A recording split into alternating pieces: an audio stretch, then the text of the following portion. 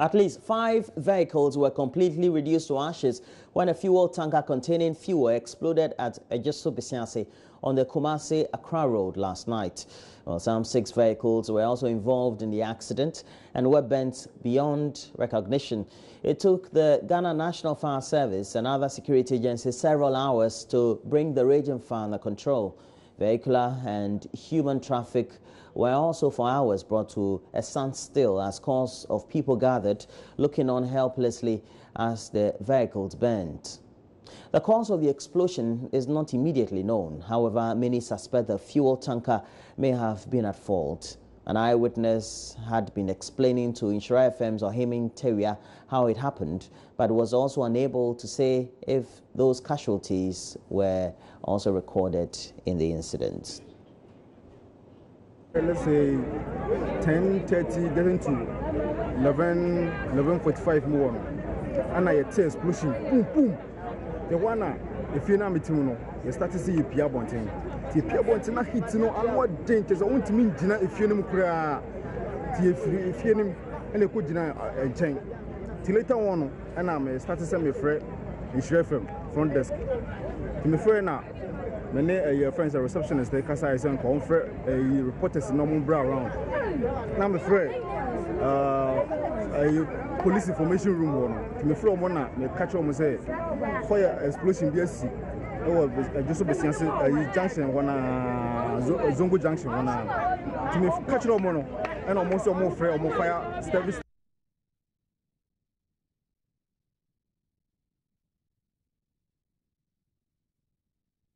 President-elect Nana Addo Dankwa Akufo-Addo has assured the Greater Accra Regional House of Chiefs that he intends to fulfill all promises made to the region during his campaign.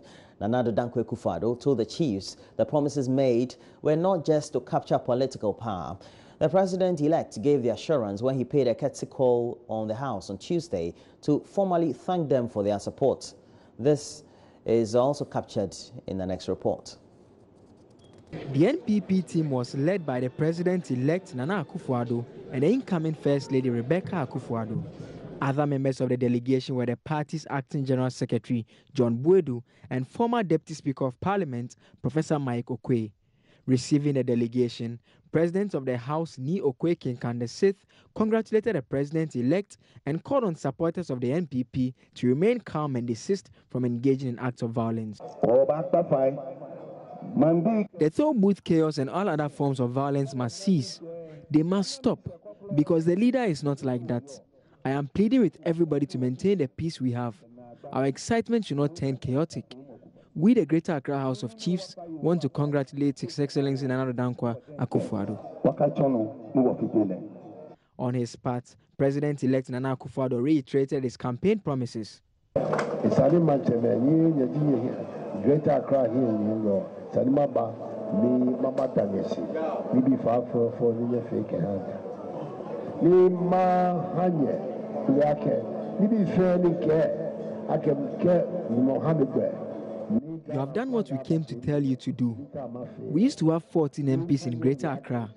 Now it's 21. We are the majority in Accra. I also had 52% of the popular votes in Greater Accra. As a result, I find it necessary to thank you, the chiefs of Greater Accra. I want to also assure you that I'll fulfill the promises I made to you. With my new appointment, I deem it necessary to take advice from you as the traditional rulers.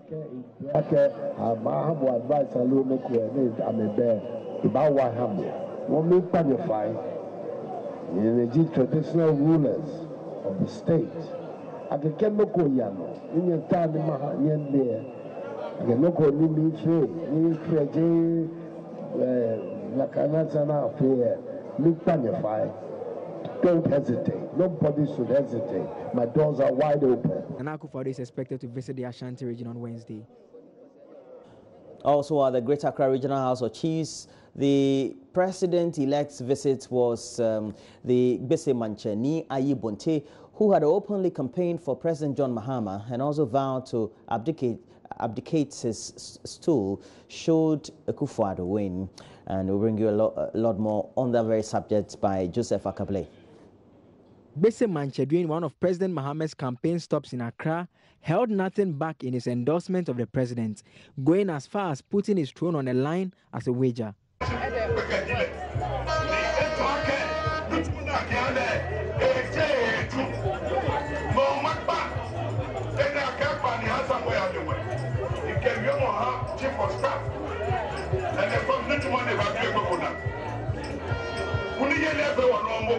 I am diligently doing all the work that has been assigned to me. Whatever he came to do is not done yet. Victory is ours. By 6 p.m. on Wednesday, we will turn Ghana around. I'm telling all of you, if victory is not ours, I, Nia Ibonte, I will abdicate my stool, because we will win hands down. From north to south, we will win.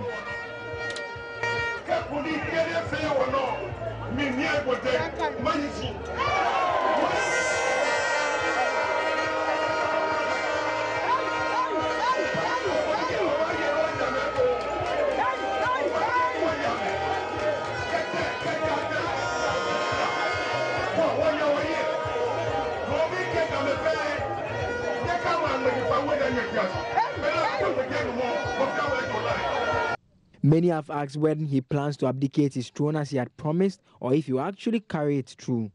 He, however, did not speak at the event, and his aides prevented journalists from getting any close to him. Joy News has meanwhile learned he was at the president-elect's residence on Monday to pay homage. Pro-opposition pressure group Alliance for Accountable Governance has vowed to put pressure on incoming President-elect Nana Dankwa Akufo-Addo's administration to address corruption, just like it did during the Mahama-led administration. AFAG has been quite critical of government and also held several news conferences to highlight corruption and also expose the kanker. And the group is also vowing to sustain the pressure despite its leanings towards the MPP. Chairman of the group, Nana Efriye Ayo, says they will also ensure the MPP implements its campaign promises. We are doing it because the good people of this country want to know about it, and we seek the interest of the public. And so shall we go after any person in the next government who undermines the good intentions of the president. So it is a point to tell you that we have welcomed them. We send our congratulatory messages to Nana Dankwa Akufo-Addo. We also thank His Excellency John Mahama for his contribution to the state, and that was important for us. And then we stated our position ahead. And then we have asked Ghanaians to be a bit more circumspect, a bit more of patience. We don't need to stampede the new regime. They need some time, and people must not allow themselves to be used. Is this act of yours supposedly going after members of the NDC or even people in the MPP? The principles of accountability does not look in the face of any individual. It is a matter of accountability to the people.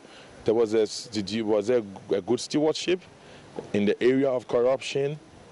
We have campaigned on corruption. Nana Addo has, former President Kufuor has, Cherry Rawlings has. And you don't want to bring any materialistic evidence to the people to understand that was the issue, and that is why we were brought to this far. I don't need to be a rocket scientist to get well-meaning people to know that this is the course that we have to traject. So what exactly will you be doing on this course? We have always done it. We spoke on the Woyomi issue. As a policy advocacy group, we always speak. We expose. So that's what So now is a better opportunity to get evidence, because the MPP is a regime that believes in the rule of law. And therefore, if we don't have the freedom of information law, then we will have to seek and collaborate with them to pick all the evidence, to become better informed, to expose the issues. And that is the only way our democracy can thrive. You get into politics for the people and not for yourself. You mean to say that you have an assistance now, that's evidence to be able to continue your work? I'm saying that now the MPP regime that believes in the rule of law are better connected to the people who seek justice in terms of using the rule of law and seeking genuine information. So I believe that in as much as it was difficult for us in the NDC, but we tried to expose issues, but we did not disclose our sources. We think that relationship would be much enhanced under the MPP regime. Are you going to continue to just expose? Where we have to prosecute the issue in court, we will do that. Where we would have to advise the Attorney General to advise his Prosecutor General, or where the Prosecutor General will have to act in the David Instin's concept of governance, which is a system model of governance. For the democratic environment to be vibrant, you need civil society organization that set the agenda by just bringing the issues to the fore. How far will you go when it comes to persons in the NPP who, for one reason or the other, will be engaged in corruption as well? Just like any other Ghanaian in the NDC has been treated. How far will AFA go? Just like any other person in the NDC, a Ghanaian has been treated. So how far we go with them should be an indicator for how far we can go with any other person there. Your credibility, some would say that because you are aligned to the NPP, probably you're doing all of this because of credibility issues. when the NPP was in the position, we were still doing it. We were not aligned to the NDC. And we have always said we are a political pressure group and members are partisan. And everybody know our political affiliations. And therefore we have our source. People have said we are pro-MPP. And that is it. But the point is that the ordinary Ghanaian suffers at the end of the day. So if you are pro-MPP and we have PPP members in, we have PNC members in, we have other members in from other parties, and we can't defend the cause of the Ghanaian, then you stand defeated. The only female member of parliament to represent the New Patriotic Party from the Northern region, Hajia Halima Mahama, is making a comeback to frontline politics, having taken a break in 2009. A former Minister of State in the erstwhile Kufuor-led administration, the MP-elect for Nalrugu Gambaga is the only female parliamentary candidate who was able to win her seat out of 6 females who contested in the region. Now a member of the presidential transition team, she explains she decided to take a break to allow others in the constituency to get the same opportunity to contest. Basically, I come from a poor district. Then my area is very impoverished and very low infrastructure. Over the years we've done, but there's still a lot more to do, like basic water, roads, infrastructure. I'm even talking about just simple. I'm not talking about asphalting roads, but just simple roads, bridges to make places accessible. You go to a community and you just feel sad because you tell yourself, if a woman is in labor, how is this woman ever going to get to hospital? And in many of these communities, they don't have CHIPS compound. They don't have nurses. They don't have CHIPS compound. You could have helped them when you were in parliament then. I did a lot. I even got a nursing training college in my constituency. I got a nursing training college. I got a girls' secondary school. I did a lot of bridges and infrastructure. But when you have communities of a constituency with communities over 200 villages, there's a lot to be done.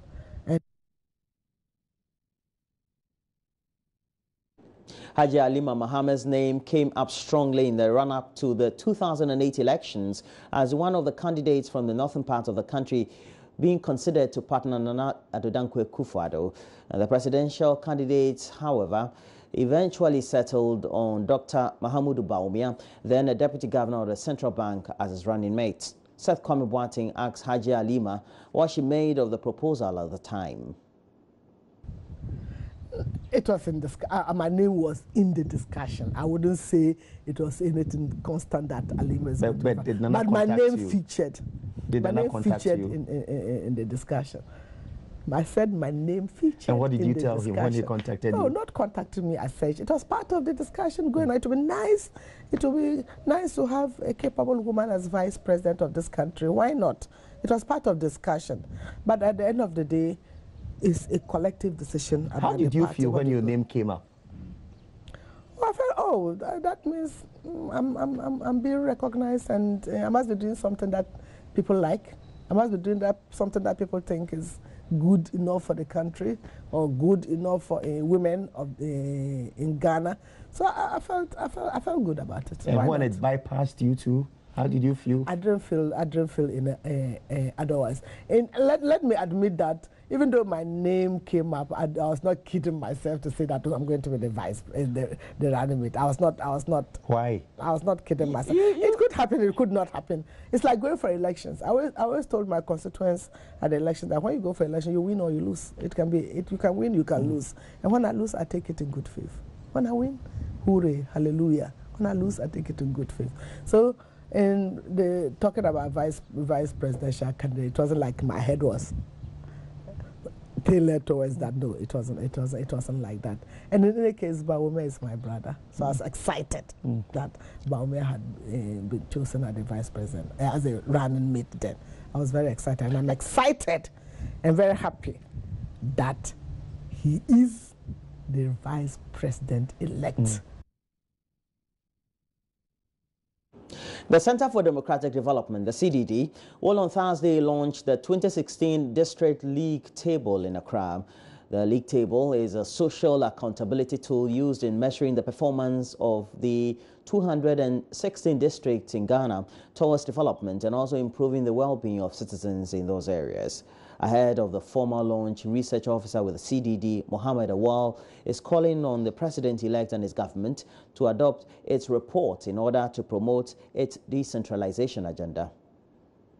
So since we've launched the 2 report of the DLT, essentially the report has said a lot of things about the state of our decentralization.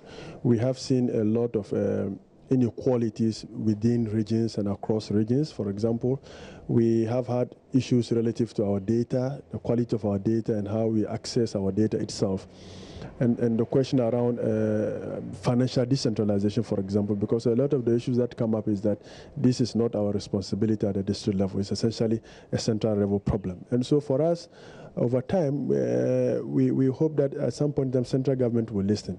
Now we have a new government that will soon come in place. If you look at the NPP, it sort of talks about a lot of things that it seeks to do in its manifesto relative to decentralization. The question we want to ask is that we have a responsibility as citizens to try and hold government accountable, and DLT could be one of the tools that we can use to hold this government accountable. A lot of the things that are said that the DLT says is that we are not doing decentralization well.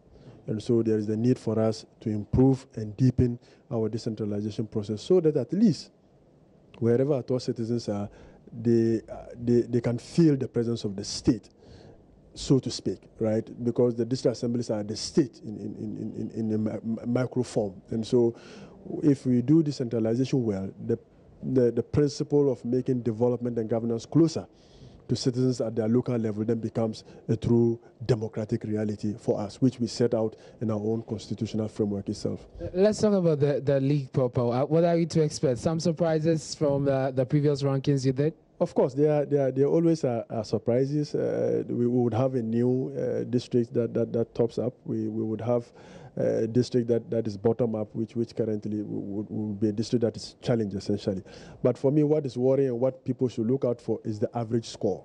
What is the average national score and how many districts have fallen below the average national score? I think that is where we need to focus on. If there are more than 2/3 of our districts that are falling below the national score, then I think that is a worrying signal for all of us. And so that for me is the real story, where it lies. And all of us need to look at it and see whether it's acceptable that a certain population threshold relative to this district fall below a national average ranking of key service delivery across all of our 216 districts.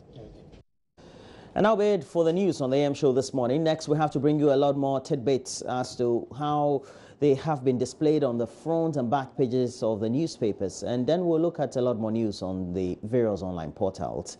We're taking a break. We'll be back with that.